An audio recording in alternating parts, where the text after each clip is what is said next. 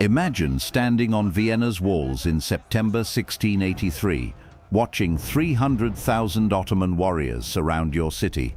Picture this. For 2 months, the greatest siege in European history has brought the Habsburg capital to the brink of starvation, while Ottoman cannons pound the city walls day and night. Step into Vienna, September 12, 1683, the day that changed world history, as the largest Ottoman army ever assembled closes in on the heart of Christian Europe.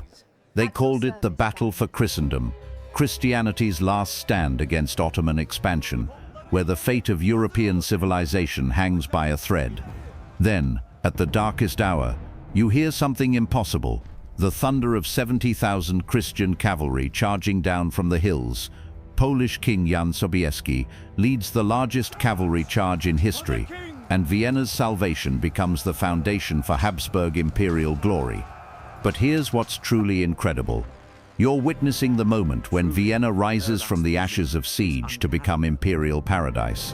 The city that survives the greatest military threat in its history transforms within decades into a baroque masterpiece that rivals Versailles. This is how near death became rebirth, how survival became splendor. In this video, I use cutting-edge AI tools to resurrect 1683 Vienna, bringing period paintings, siege maps, and imperial records to life from angles their original artists never could capture. We're not just observing this epic drama, we're living through it, experiencing the most dramatic transformation in European history. The Ottoman storm approaches. Picture the Ottoman Empire in 1683. This isn't just an army, it's a civilization on the march. From the gates of Vienna to the walls of Baghdad, from the Crimean steppes to the North African coast, the crescent banner flies over territories that dwarf any European power. Grand Vizier Kara Mustafa Pasha commands the largest military force ever assembled. 300,000 warriors march toward Vienna, elite janissaries with their distinctive white caps, Sipahi cavalry from Anatolia, Tatar horsemen from the steppes, artillery specialists with siege guns that can breach any fortress. But this isn't just conquest, it's holy war. The Ottomans believe they're fulfilling divine destiny, expanding the realm of Islam into the heart of Christian Europe. Vienna represents more than just another city to capture. It's the gateway to Germany, France, and the Catholic heartland. Vienna, jewel of the Habsburgs. Step into Vienna before the siege, spring of 1683. This is the second city of the Holy Roman Empire, home to Emperor Leopold I, and the nerve center of Habsburg power that stretches from Hungary to Spain. Picture the imperial court in the Hofburg Palace. Courtiers in elaborate baroque dress attend ceremonies that rival Versailles in magnificence. The emperor rules territories that span half of Europe, while his capital displays the accumulated wealth of centuries. But Vienna's real strength isn't just royal splendor, it's strategic location. Control Vienna, and you control the Danube River, the gateway to Germany, the key to Central Europe. Everyone knows that if Vienna falls, nothing can stop Ottoman armies from reaching the Rhine. The siege begins. July 14, 1683. Ottoman forces appear on the hills surrounding Vienna like a vast, dark tide. Imagine being a Viennese citizen watching this massive army deploy around your city. Pavilions stretching to the horizon, siege guns wheeled into position, the crescent banners of Islam planted within sight of Christian church spires. Emperor Leopold I makes the most difficult decision of his reign. Rather than risk capture, he flees Vienna with the imperial court, leaving the city's defense to Count Ernst Rüdiger von Starhemberg and a garrison of just 15,000 men. Picture the psychological impact. The emperor has abandoned his capital. The Ottoman army outnumbers the defenders 20-1. Vienna's citizens face a choice: surrender and live under Muslim rule, or fight and face annihilation if the walls are breached. 2 months of hell. Imagine daily life during the siege. Ottoman miners dig tunnels beneath Vienna's bastions, packing them with explosives to bring down entire sections of wall. Defenders countermine, leading to underground battles fought by candlelight in cramped tunnels beneath the city. Food becomes precious as gold. Citizens eat horses, then dogs, then rats. Dysentery and typhus spread through overcrowded shelters. Children cry from hunger, while their parents scan the horizon for relief forces that may never come. But Vienna's defenders refuse to break. Count Starhemberg organizes civilian resistance, turning every house into a fortress, every street into a battlefield. Students from the university fight alongside veteran soldiers, while women and children carry ammunition to the walls. The darkest hour. By early September, Vienna is dying. Ottoman miners have breached sections of wall, creating gaps through which assault troops pour. Hand-to-hand fighting rages in the city's outer defenses as Turkish soldiers plant the crescent banner on captured bastions. Picture standing with the exhausted defenders as they face another dawn of bombardment. Ammunition runs low, the walls crumble under constant artillery fire, and rumors spread that the relief force has been defeated before reaching the city. September 11th. Ottoman assault troops reach the city center. The siege has lasted 60 days, and Vienna's fall seems inevitable. Children huddle in cellars, while their fathers make final preparations for street fighting that everyone knows they can't win. Salvation from the hills. September 12th, 1683, 4 a.m. Look toward the Kahlenberg Hills northwest of Vienna. Something impossible is happening. Banners appear on the ridgeline, thousands of them, as the largest relief army in European history takes position for attack. Polish King Jan Sobieski has arrived with 70,000 Christian warriors, Polish winged hussars, Austrian regulars, German infantry, Hungarian cavalry. This is the last great crusade, Christianity's answer to Islam's final European offensive. Imagine hearing the sound that saves Vienna. Not church bells or cannon fire, but something that makes the earth tremble. The thunder of 18,000 cavalry charging downhill in formation, the largest cavalry assault in military history. The winged hussars. Picture the Polish heavy cavalry as they crest the hills. These aren't ordinary soldiers. They're the winged hussars, elite warriors wearing distinctive feathered wings that create a sound like approaching storm as they gallop into battle. Each hussar represents the military elite of Catholic Europe. Their lances are 20 feet long, their armor is gilded and decorated, their horses are bred for size and speed. When they charge in formation, they become an unstoppable force that can break any infantry line. But this charge means more than military tactics. It's a statement of faith. Christian Europe has united to stop Islamic expansion, and the winged hussars represent that unity made flesh, steel, and thundering hooves. The battle that changed everything. Watch as 300,000 Ottoman warriors, who seemed invincible just hours before, break and run before the Christian cavalry charge. Kara Mustafa's Grand Pavilion, a silk palace containing the wealth of the Ottoman treasury, falls to Polish troops who capture the battle standards of Islam. The siege of Vienna becomes the rout at Vienna. Ottoman forces abandon their artillery, their supplies, their wounded, and flee toward Hungary in complete disorder. In one afternoon, the greatest Muslim army ever assembled in Europe simply disintegrates. Picture the moment when Vienna's gates open and starving citizens pour out to embrace their liberators. Church bells that have been silent for months ring across the city, while Te Deum masses celebrate not just Vienna's salvation, but Christianity's survival, from ashes to imperial splendor. But Vienna's real miracle begins after the siege ends. Picture returning to the city in 1690, just 7 years later. Where Ottoman cannons created rubble, baroque palaces now rise. Where siege trenches scarred the landscape, formal gardens create geometric perfection.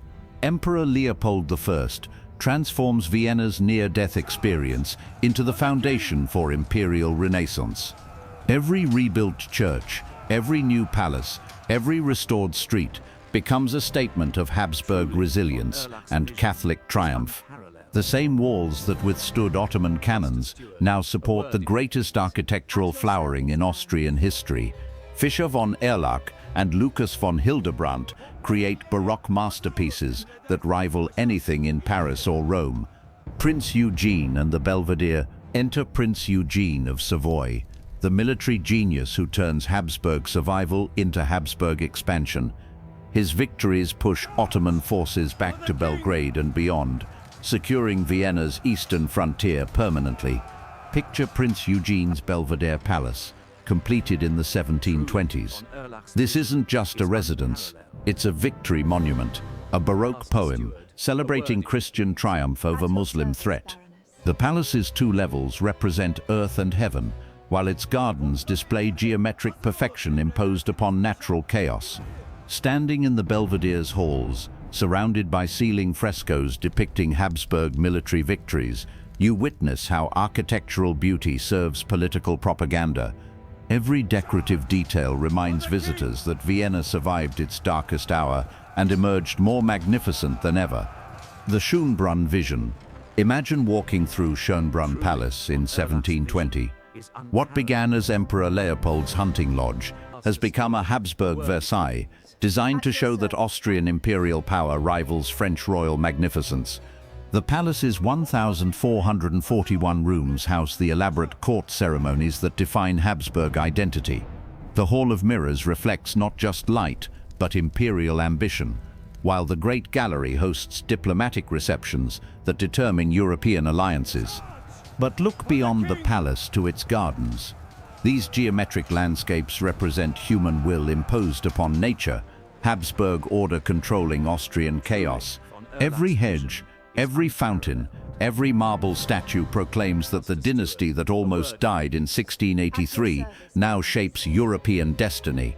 St. Charles Church, Baroque triumphant.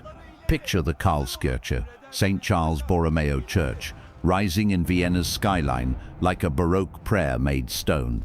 Emperor Charles VI commissions this masterpiece as thanksgiving for Vienna's survival and a promise of eternal Habsburg devotion.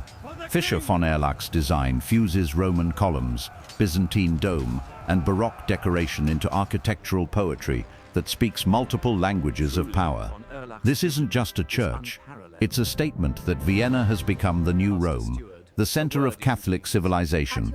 Standing inside during a high mass in 1730, surrounded by incense and candlelight, while orchestra and choir perform compositions by Fuchs and Caldara, you experience how Habsburg Vienna has transformed survival into splendor, military victory into artistic achievement.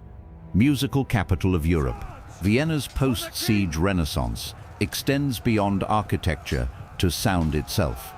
The imperial court that once fled Ottoman armies now patronizes the greatest composers and musicians in Europe. Picture attending a concert in the Hofburg Palace in 1720. Court musicians perform works that will define classical music for centuries, chamber music that transforms mathematical precision into emotional beauty, orchestral compositions that celebrate both divine majesty and human achievement. This musical flowering isn't accidental. Habsburg emperors understand that cultural supremacy reinforces political power, that artistic patronage creates soft influence more lasting than military conquest. The new Vienna society, daily life in post-siege Vienna, reflects the city's transformation from medieval fortress to Baroque capital. Picture attending a salon in a noble palace in 1725, where aristocrats who survived the siege now discuss philosophy, literature, and art with visitors from across Europe. Coffee houses spread throughout the city, serving the beverage that Ottoman armies left behind during their retreat. These establishments become centers of intellectual life, where merchants, artists, scholars, and travelers exchange ideas that shape European enlightenment. Even ordinary citizens benefit from imperial recovery. New housing developments follow Baroque urban planning principles, creating neighborhoods that balance privacy with community, beauty with functionality. Imperial administration, behind Vienna's Baroque facade, operates the most sophisticated governmental machinery in Europe. The Hofburg houses bureaucratic offices that administer territories from Belgium to Transylvania, from Milan to Galicia. Picture the daily routine of imperial administration in 1720. Diplomats report on European balance of power. Military commanders coordinate defense of extended frontiers. Financial experts calculate revenues needed to maintain both imperial splendor and military preparedness. This administrative efficiency reflects lessons learned during the siege. Habsburg survival depends not just on architectural magnificence or cultural achievement, but on effective governance of diverse territories and populations, the legacy of survival. By 1740, Vienna has completed its transformation from besieged fortress to imperial capital. The city that almost fell to Ottoman armies now influences European culture from architecture to music, from fashion to philosophy. Picture the contrast. In 1683, Vienna's survival was uncertain for 60 terrifying days. In 1740, visitors from across Europe traveled to Vienna to study Habsburg court ceremonies, baroque architecture, and musical innovations that are reshaping European civilization. This transformation proves that civilizations can emerge stronger from existential threats, that near-death experiences can catalyze rather than destroy cultural achievement. The eternal lesson, standing in Vienna's city center today, you can still trace the siege lines of 1683. Plaques mark where Ottoman trenches approached the medieval walls, while street names commemorate the Polish cavalry that saved Christian Europe. But Vienna's real victory isn't preserved in monuments, it's embodied in the city itself. The Baroque palaces, the musical tradition, the coffeehouse culture, the intellectual tolerance, all trace their origins to the moment when Vienna chose resistance over surrender, survival over extinction. Imagine one final moment, September 12th, 1683, as the winged hussars crest the Kahlenberg Hills and begin their charge toward destiny. In that instant, they're not just saving Vienna, they're preserving the possibility of everything Vienna would become. The thundering hooves that broke the Ottoman siege also broke the barriers that had confined Vienna within medieval walls. From that moment of salvation emerged the imperial capital that would nurture Mozart and Beethoven, inspire architectural masterpieces, and demonstrate that human creativity can transform survival into splendor. That's all for our journey through Vienna's greatest trial and triumph. If there's another moment when civilization balanced on a knife's edge, another city that rose from near destruction to unprecedented glory, let me know in the comments. Until next time.